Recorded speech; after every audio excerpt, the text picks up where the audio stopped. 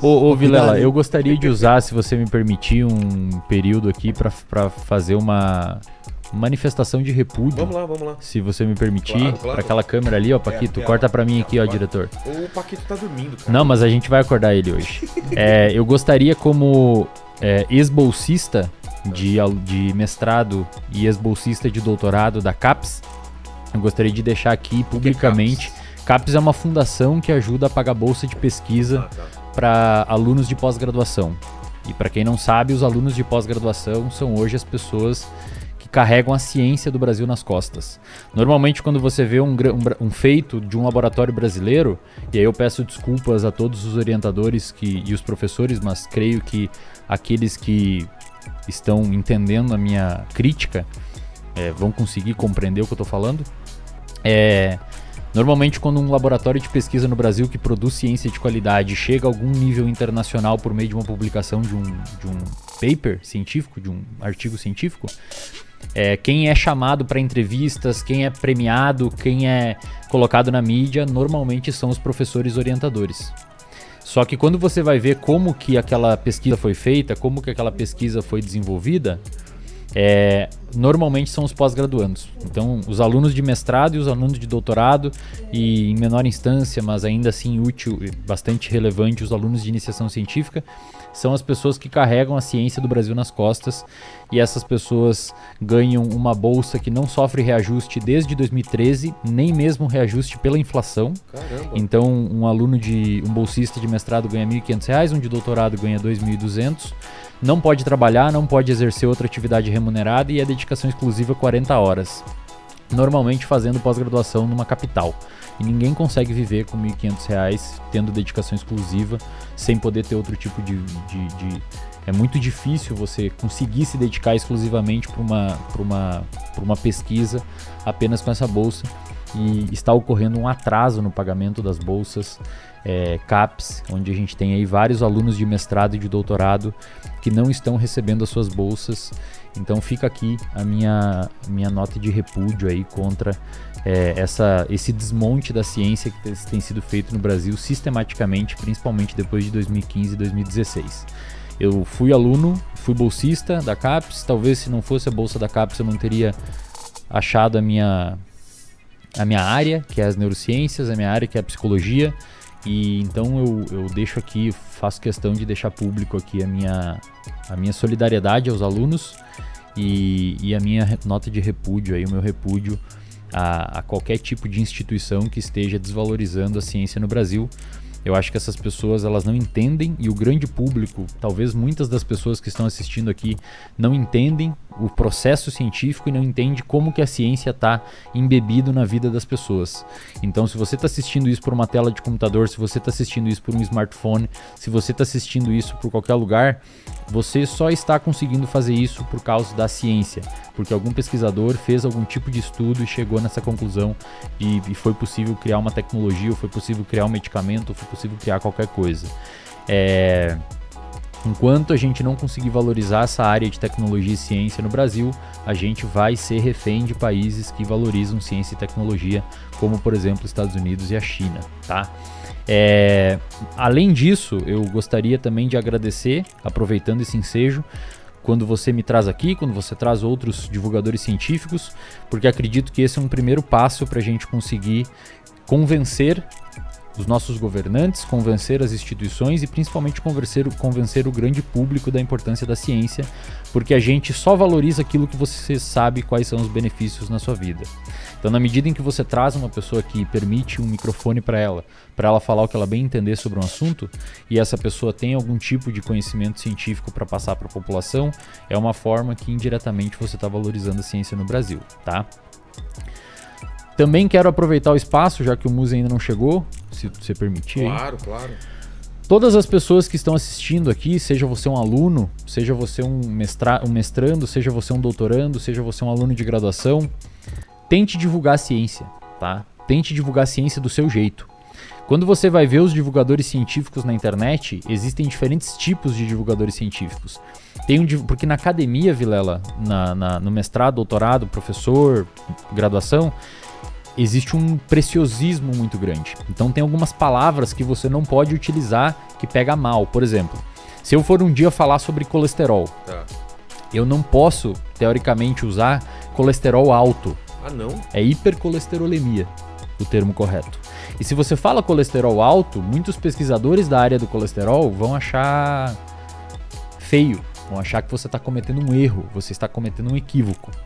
Só que na medida quando você vai para o grande público, fazer uma divulgação científica para dona Ana, para o seu Carlos, para o Jorginho, para o cara que está ali assistindo um podcast e nos recomendados no lado no YouTube tá um outro podcast com uma ex-atriz pornô, com um cara que foi viajar para não sei aonde, com outro cara que foi preso, que são conteúdos extremamente novos e apelativos, o moleque que está em casa assistindo, que muitas vezes vai abrir um quadro de depressão, ansiedade ou qualquer tipo de transtorno na idade adulta e precisa ouvir e ter um acesso a uma informação de intervenção, ele não vai escutar o cara que falou hipercolesterolemia. Ele vai escutar o cara que falou colesterol alto. Então, se você for um divulgador científico, escolha, não tem problema se eventualmente você tirar o preciosismo do seu discurso, falar alguns termos que são mais persuasivos e tem uma jogada de marketing por trás para gerar thumb, para gerar clique, para gerar clique mesmo. É isso aí mesmo, cara. Tem que gerar clique mesmo, porque se você não fizer, a outra pessoa vai fazer. Então você tem que gerar clique mesmo, você tem que divulgar, tem que ser um pouco sensacionalista na sua divulgação, desde que você não passe uma informação incorreta, mas você pode tirar um pouco o preciosismo, porque as pessoas que você vai conseguir alcançar fazendo isso são as pessoas que de fato precisam desse conteúdo. Se você ficar sendo extremamente preciosista e se você ficar sendo extremamente organizado no seu discurso para não magoar o professor, o cara lá que publica paper na Nature, que publica paper na Science e não sabe ouvir colesterol alto porque tem que ser hipercolesterolemia, você vai estar falando para padre, você estava rezando missa para padre. Você não vai falar para quem precisa, você não vai falar para quem quer ouvir, para quem precisa ouvir você não vai furar a bolha. Porque ao lado de você tem uma ex-atriz pornô com um corte, com uma thumb falado que ele arrebentou o meu e-mail. E aí você vai fazer o quê? Você vai falar hipercolesterolemia, você acha que o cara vai clicar onde? Você tem que acessar de algum jeito, cara. Esse termo. Você tem que acessar o cara de algum jeito. Mas então, existe o preconceito entre os pares? Assim, muito, cara. É uma merda, é uma bosta, cara. É academia, tanto é que o nicho dos pós-graduandos, tanto pela desvalorização da ciência, que não paga, não dão dinheiro, não nos ajudam, você tem que levar papel higiênico de casa para limpar a bancada com álcool porque não tem dinheiro para comprar papel toalha.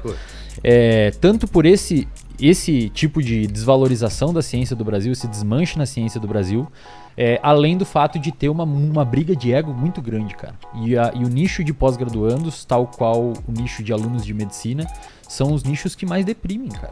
É uma inundação de depressão, uma inundação de ansiedade. Aí você desenvolve sua pesquisa, dá errado, porque o freezer menos 80 que você tinha que congelar a amostra queimou e as suas amostras de cérebro que você congelou lá foram perdidas, você tem que rodar todo o experimento de novo. Cara, é complicado, assim. Os pós-graduandos no Brasil têm todo o meu respeito, tá?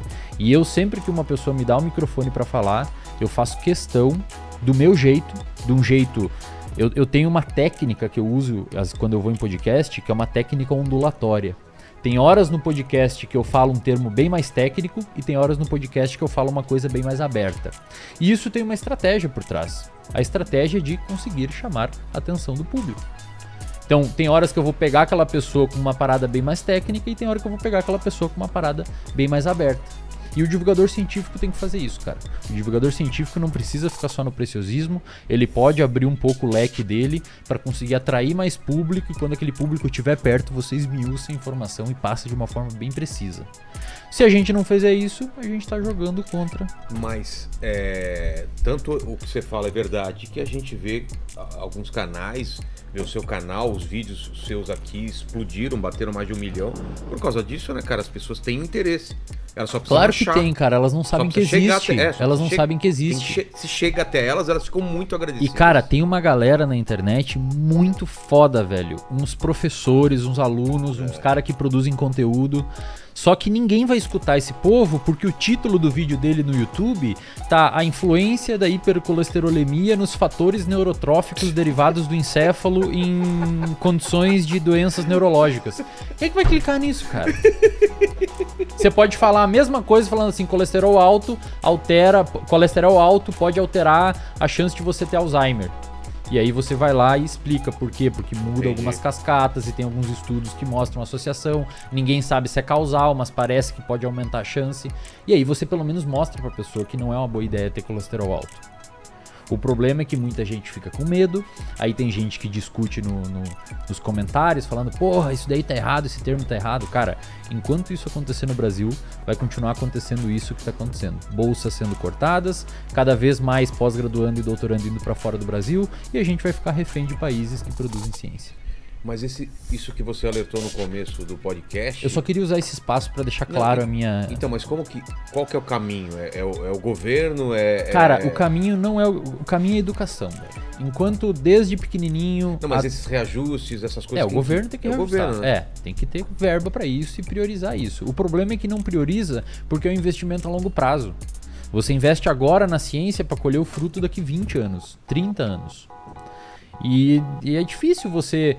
Imagina só, sei lá, cara, o presidente, o Lula, o Bolsonaro, não vamos entrar em pauta de política aqui, mas imagina o governo chegar agora para a grande população e falar assim, bom pessoal, vamos a partir de agora investir em ciência e tecnologia e aí para de falar um pouco de sei lá, de estradas, É foda, cara, porque o cara que vai...